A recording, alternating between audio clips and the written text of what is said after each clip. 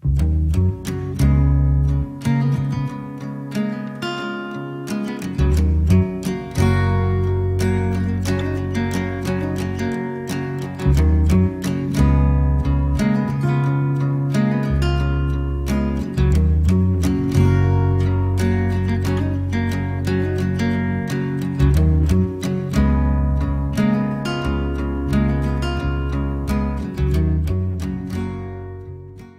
up a great musician. In fact, if you want to do a song, too, we'd like you to do that as well. Let's bring up David Red Welsh. I know David Welsh as a musician, as a union man, and he's come to our open mics here that we have every second Friday. So Cynthia, do the honors. Well, I'm going to read what it says here, but I just want to say first that Dave's music is so incredible, and I hope he does play something for us. This man plays stride piano. Okay? Yeah. Sometimes. The Berkeley Fellowship of Unitarian Universalist Social Justice Committee honors Dave Red Welsh, R-E-D-D, Tom Paine Courageous Spirit Award. Awarded on this day in Historic Fellowship Hall, Friday, January 29, 2016, in honor of Tom Paine's 279th birthday, January 29, 1737.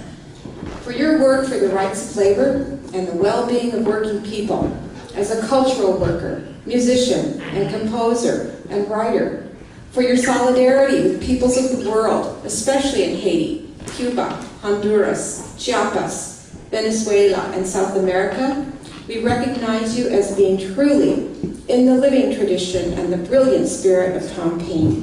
Yay. Sitting in the post office.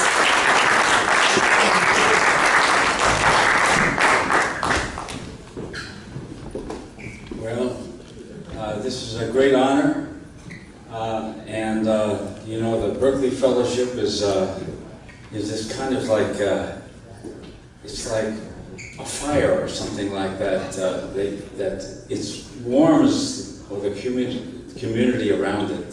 It's you know, when you have several people gather together,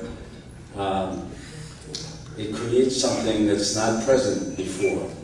And when you have larger groups, it creates more.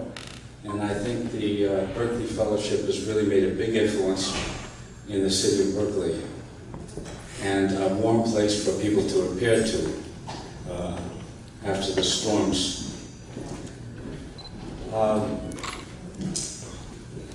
You know, the post office struggle was something that where all the community of Berkeley came together to save the post office. And I think it was a tremendous thing because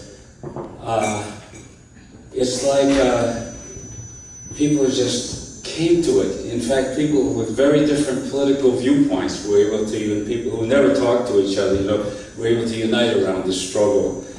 And people saw it as saving the commons.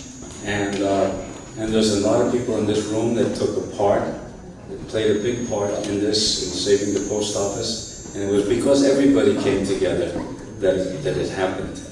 And, you know,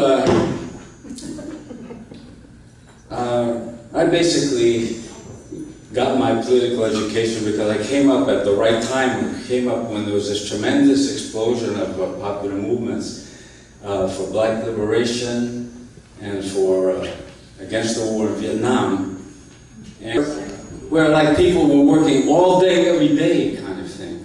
I remember there was a number of Peace and Freedom Party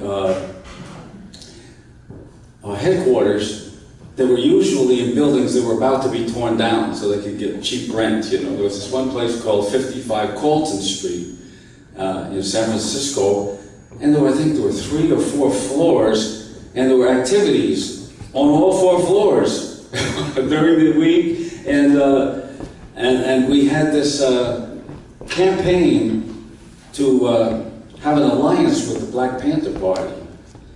And this was very important because the Black Panther Party for Self-Defense at the time was one of the most powerful social movements of this area, and later the country.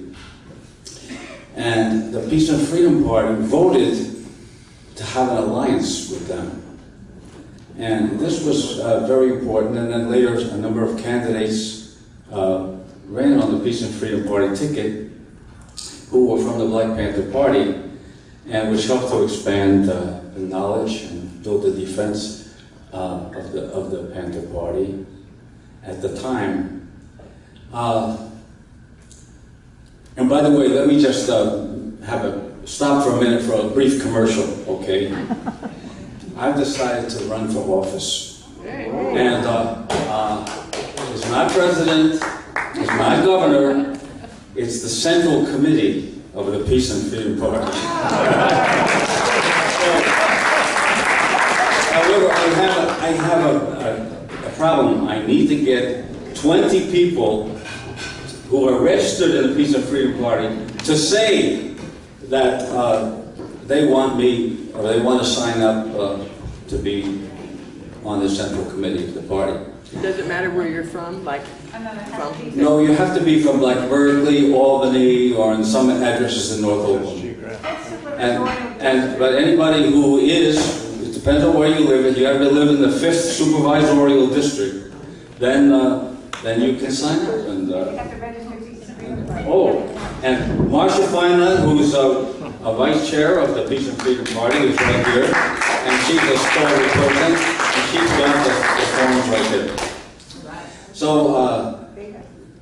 before you leave, please do that. And if you want to be registered as a Green or a Bernieite or somebody like that, then you can register Peace and Freedom, and then tomorrow you can register back in the other party. What? Oh, you wait till they verify your signature. Okay. You know that Pierre mentioned that soldiers from Napoleon's army had conscripts in it from different countries, and they had conscripts from Poland and Germany and other countries. And one of the great Haitian leaders of the popular movement that we had the pleasure of knowing, and he came to the Bay Area. He was disappeared in Haiti by the coup government, the coup regime. His name was Lovinsky Pierre Antoine, and I don't know, but I presume he got that name from some Pole who defected to the Haitian side, to the People's Revolutionary side at that time. I think that my participation in the movement, the grassroots movement for Haiti, is very important to me because the Haitian Revolution, was the first revolution of this hemisphere.